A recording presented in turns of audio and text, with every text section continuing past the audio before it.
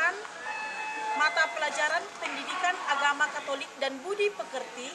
Saya mengikuti PPG gelombang kedua dari LPTK Santo Fransiskus Semarang. Saya mengajar dengan metode PBL di kelas 11 TBCM 2. Mari kita saksikan.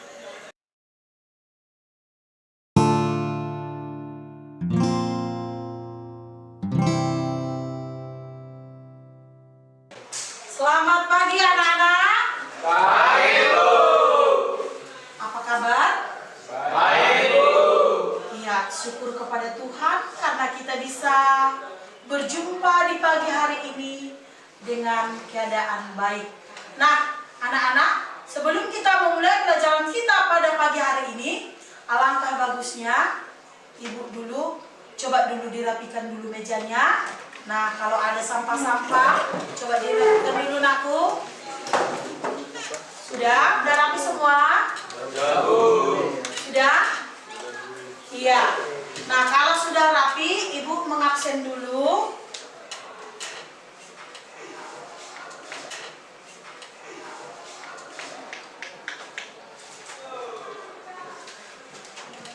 Ompu, Ibu. Rahul, Ibu. Wendy, Hadir, Bu. Ramona, Ucok, Hadir, Bu. Jetro, Hadir, Bu. hadir semua? Hadir, Bu. Iya. Nah, Ompu sebagai ketua kelas, coba dulu dikoordinir siapa yang memimpin ini membaca kitab suci, siapa memimpin lagu kita dan doa kita di pagi hari ini. Sebelum kita memulai pelajaran kita pada pagi hari ini, marilah kita bernyanyi dari puji syukur nomor 703. Semua kembang bernyanyi senang. 1, 2, 3, ya. Semua kembang bernyanyi senang. Giranglah hatiku, pun rumput serta bernyanyi senang. Tuhanlah sumber sukaku. Semua jalan di dunia ke surga mengantarmu, dan desiran angin riang ke surya membawamu. Semua kembang bernyanyi senang. Giranglah hatiku, pun rumput serta bernyanyi senang. Tuhanlah sumber sukaku. Mari kita sama-sama membuka Alkitab kita Lukas Lukas 1 ayat 67 sampai 71. Nyanyian sama-sama. Nyanyian pujian Zakaria. Dan Zakaria ayahnya penuh dengan Roh Kudus. Lalu ia bernubuat katanya, terpujilah Tuhan Allah Israel, sebab ia melawat umatnya dan membawa kelepasan baginya. Ia menumbuhkan sebuah tanduk keselamatan bagi kita di dalam keturunan Daud hambanya itu, seperti yang telah difirmankan sejak purbakala oleh mulut nabi-nabinya yang kudus, untuk melepaskan kita dari musuh-musuh kita dan dari tangan semua orang yang membenci kita. Dalam nama Bapa dan Putra dan Roh Kudus. Amin.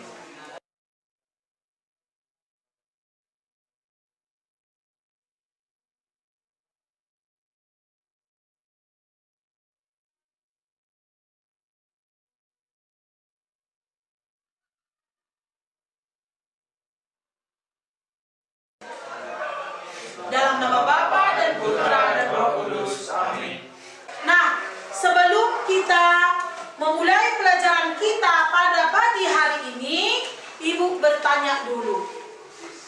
Siapa yang masih ingat pelajaran kita minggu kemarin? Coba angkat tangan. Angkat tangan. Siapa yang masih mengingat pelajaran kita minggu kemarin?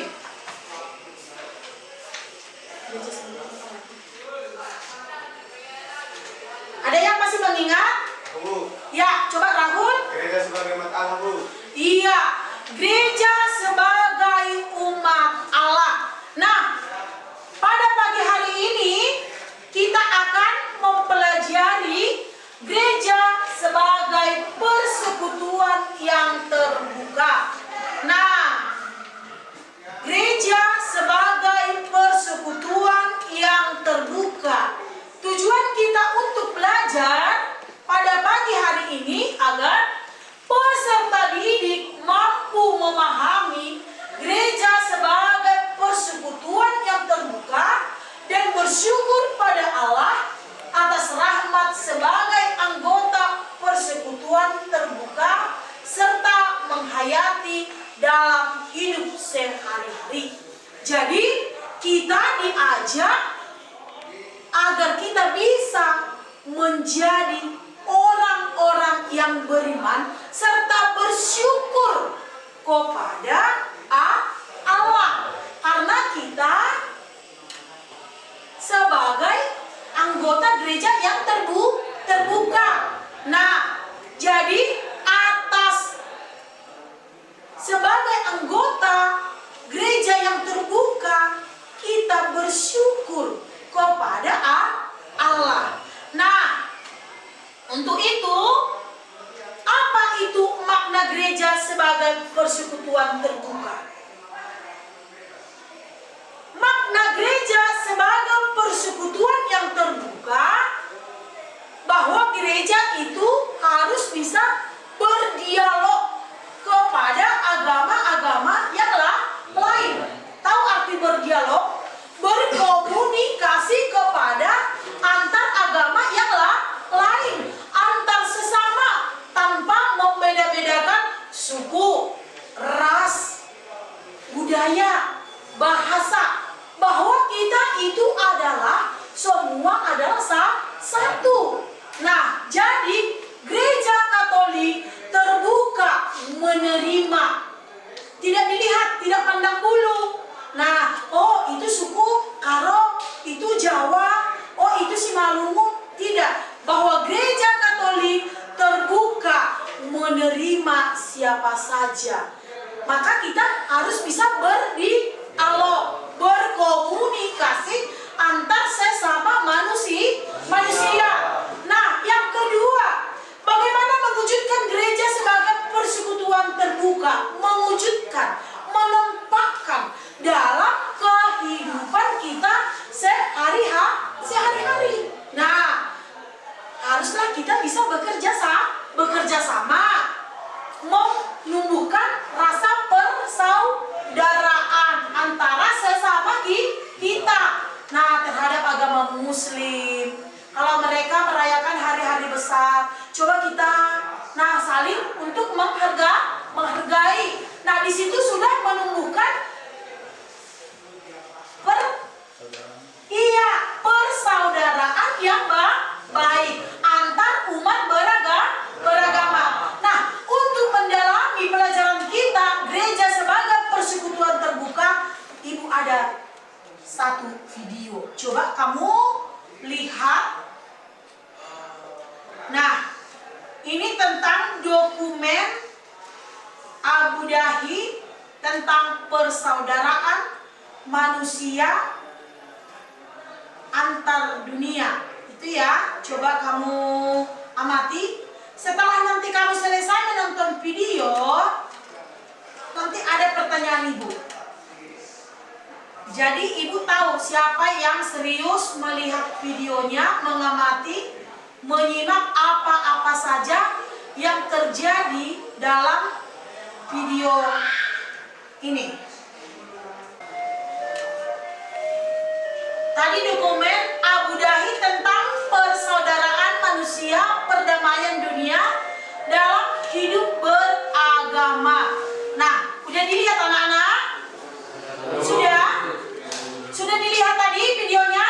Sudah, Bu. Iya. Sekarang ibu bertanya, siapa yang tahu langsung angkat tangan ya. Nah, apa itu dokumen Abu Dhabi itu? Coba. Baik, Bu. Ya, coba Bu. Dokumen Abu Dhabi adalah menjadi peta jalan yang sungguh berharga untuk membangun persaudaraan dan menciptakan hidup harmonis antara umat beragama. Dari beberapa pedoman yang harus disebarluaskan ke seluruh dunia. Iya, merupakan salah satu jalan peta katanya kan untuk menjalin relasi antara Paus Fransiskus kepada orang-orang yang beragama Muslim. Nah, tadi berbeda agama di sana ya nak, ya kan? Nah, tetapi walaupun berbeda agama, di situ terjalin hubungan atau komunikasi dialog yang baik untuk menumbuhkan rasa persaudaraan. Itu ya nomor 2. Mengapa dokumen ini dianggap sangat penting? Siapa tahu? Coba Rahul. Karena pentingnya peran agama-agama dalam membangun perdamaian dunia menjunjung tinggi, yakni keyakinan yang teguh bahwa ajaran-ajaran otentik agama mengundang kita untuk tetap berakar pada nilai-nilai perdamaian dan untuk itu mempertahankan nilai-nilai pengertian timbal balik persaudaraan manusia dan hidup bersama yang harmonis untuk membangun kebijaksanaan, keadilan dan kasih. Iya. Kenapa tadi bahwa dokumen itu tadi pertemuan antara Paus Fransiskus itu sangat penting, bahwa di situ menjalin persaudaraan di dalam kasih, nah cinta. Nah, bagaimana untuk menumbuhkan rasa persaudaraan? Itu ya. Nomor 3, apa kaitan dokumen ini dengan gereja sebagai persekutuan terbuka? Siapa tahu? Coba angkat tangan. Saya, Bu. Ayo, Gilbert. Kaitannya adalah pentingnya memerhatikan perbedaan agama, budaya, dan sejarah yang merupakan unsur vital dalam membentuk harta budaya dan peradaban. Juga penting untuk memperkuat ikatan hak asasi manusia mendasar demi membantu menjamin hidup yang bermartabat bagi semua perempuan dan laki-laki. Iya, bahwa di situ mempererat antara hubungan.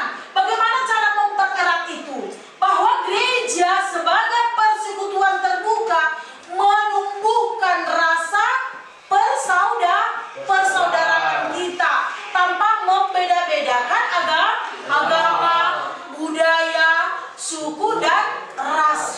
Nah, bahwa kita itu adalah tetap satu sama. Nah, jadi haruslah dijalin hubungan yang baik. Itu ya nomor 4. Sebagai anggota gereja, apa pandangan sendiri tentang gereja sebagai persekutuan terbuka? Coba, siapa? Ayo.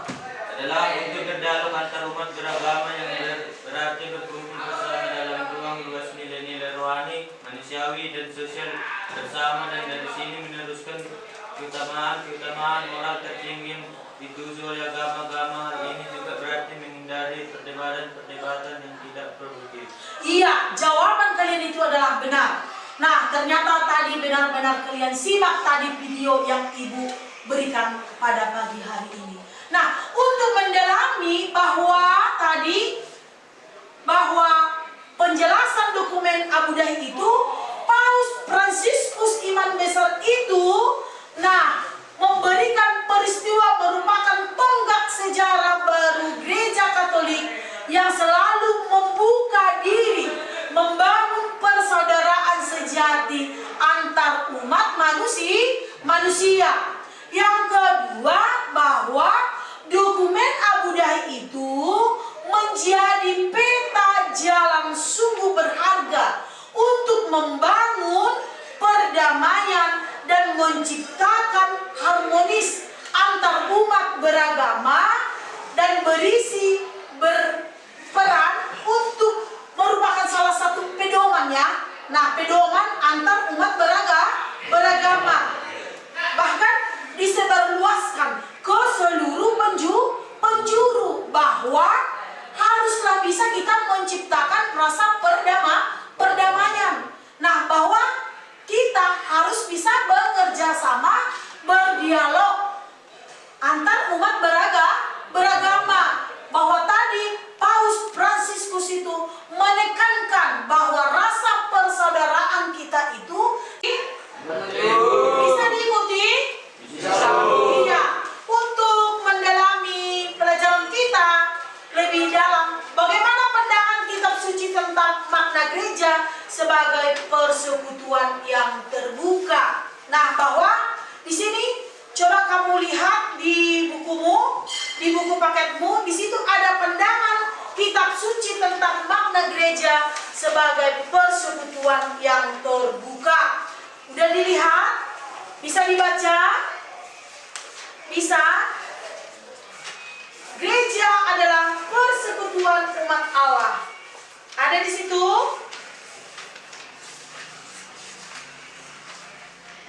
Ada? Ada ya?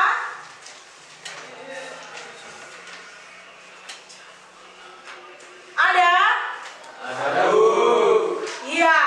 Nah, untuk mendalami ini, coba dulu masuk dalam kelompok. Ibu buat 3 kelompok. Ada yang di sini ada 4 pertanyaan untuk dikerjakan setiap kelompok. Itu ya?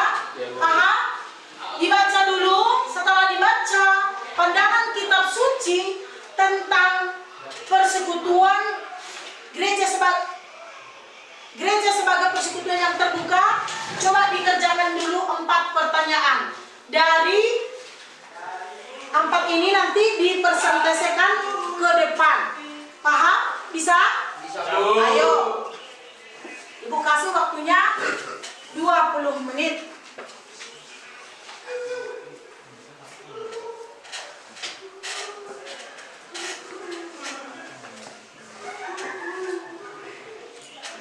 Yang tinggal.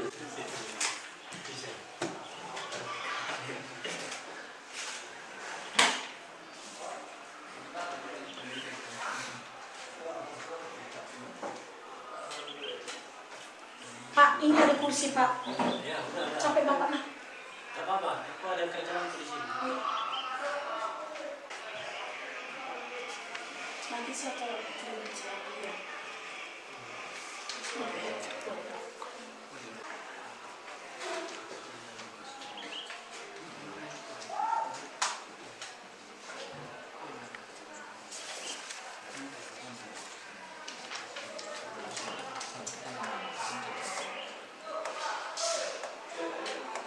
Berangkat kirim ke depan ya. Berangkat ke depan. Siap, Bu.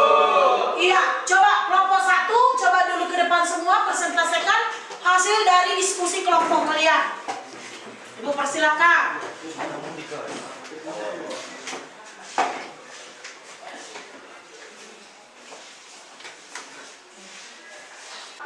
Apa makna gereja sebagai persekutuan? Jawabannya ialah makna gereja sebagai persekutuan yang terbuka ialah menjadi utusan Kristus untuk menampakkan dan menyalurkan cinta kasih Allah kepada semua orang dan segala bangsa. 2. Apa makna gereja sebagai persekutuan yang terbuka? Jawabannya ialah makna gereja sebagai persekutuan yang terbuka pada zaman sekarang harus pentingnya keterbukaan, bukan hanya dengan sesama dalam iman dan keyakinan, melainkan keterbukaan terhadap agama yang lain. Artinya kita membuka berbagai kemungkinan dialog dan kerjasama yang baik dengan sesama pihak yang berjuang bersama. 3. Jelaskan beberapa contoh kegiatan gereja sebagai persekutuan yang terbuka di prokin atau di keuskupan kalian sendiri. Jawabannya, 1. Mau membantu orang-orang membutuhkan seperti orang yang kurang mampu, orang miskin maupun yang wajar ditolong untuk membangun persaudaraan yang sejati. 2. Membantu yang kena musibah seperti kebakaran, memberikan bantuan seperti pakaian, makanan, serta yang lainnya. 4. Apa sikapmu sendiri sebagai anggota gereja yang bermakna persekutuan yang terbuka? Jawabannya ialah tidak membeda-bedakan agama, budaya, suku maupun bahasa, saling terbuka untuk saling membantu terutama orang miskin dan siapa yang menderita. Iya, bahwa itulah tadi hasil dari kelompok 1. Nah, terima kasih untuk kelompok 1. Nah, coba sekarang silakan dulu duduk. Sekarang masuk ke bahwa itu dari hasil kelompok 3. Nah, sekarang coba dulu kembali ke tempat duduk biar kita ini kan kita satukan persepsi kita apa itu tadi, bahwa makna gereja sebagai persekutuan. Coba dulu kita tepuk tangan untuk kelompok kita masing-masing. Ayo. Ya, terima kasih. Karena setiap kelompok sudah mempresentasikan ke depan.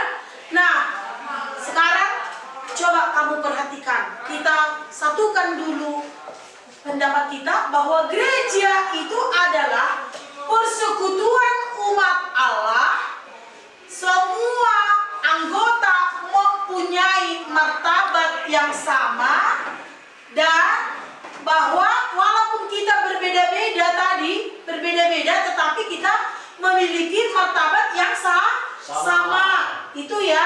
Nah, bahwa gereja hadir dan berbeda untuk dunia, membawakan kabar sukacita. Itu ya.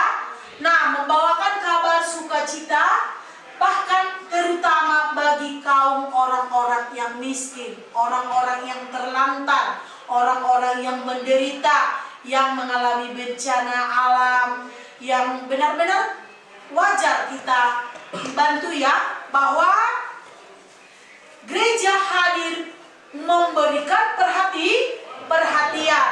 Nah, yang ketiga, panggilan gereja yang utama adalah menjadi utusan Kristus untuk menampakkan dan menyalurkan cinta kasih. Nah, kenapa kita bantu mereka? Karena kita harus bisa saling tolong menolong. Nah, disitulah nampak cinta kasih. Karena Yesus juga mau bermurah hati untuk menolong kita. Yesus tidak pernah membeda-bedakan kita. Mana yang ganteng, mana yang cantik, bahwa kita semua adalah sama-sama ciptaan Tuhan. Jadi Yesus itu tidak pernah membeda-bedakan. Itu ya.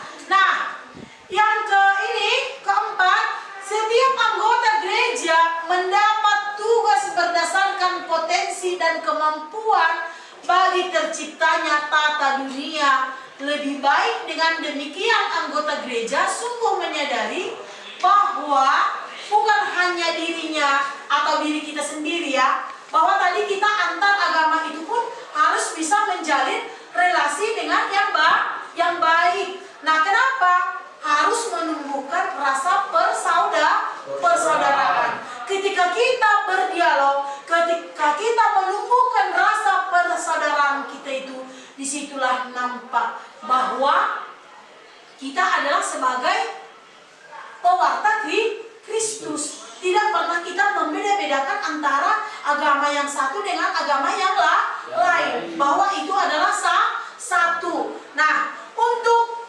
mendalami pelajaran kita pada pagi hari ini tadi, ada pertanyaan kira-kira?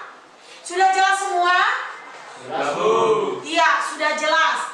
Untuk lebih jelas, untuk mengetahui sampai di mana kalian paham tentang gereja sebagai persekutuan yang terbuka, Ibu bagikan selembar kertas dan kamu kerjakan sesuai dengan apa yang kamu tahu. Coba kembali ke tempat duduknya. Di sini ada soalnya 5 ya. Coba dikerjakan.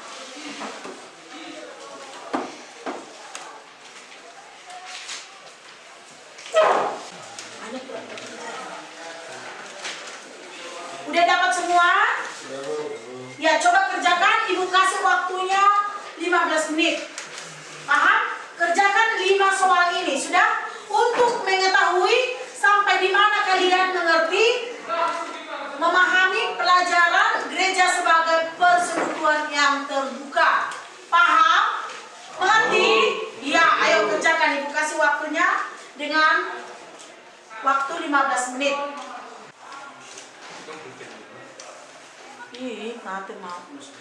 Rumah 1.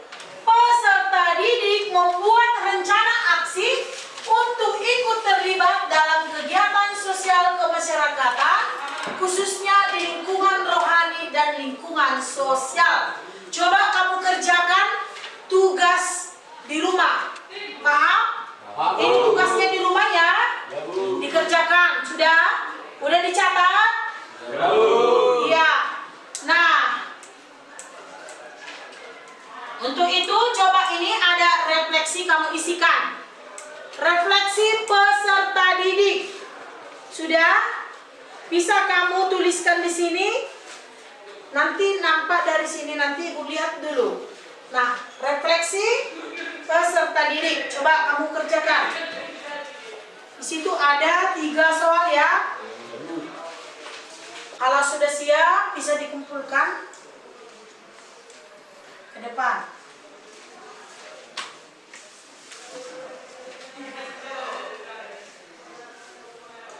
Sudah? Ya, satu orang mengumpulkan dari belakang ke depan.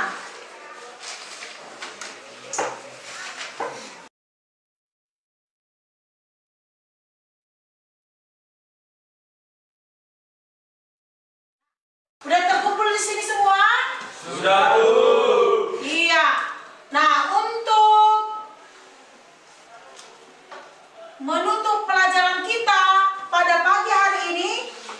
Nah, sebelum ditutup, coba dikerjakan tugasnya di rumah. Paham?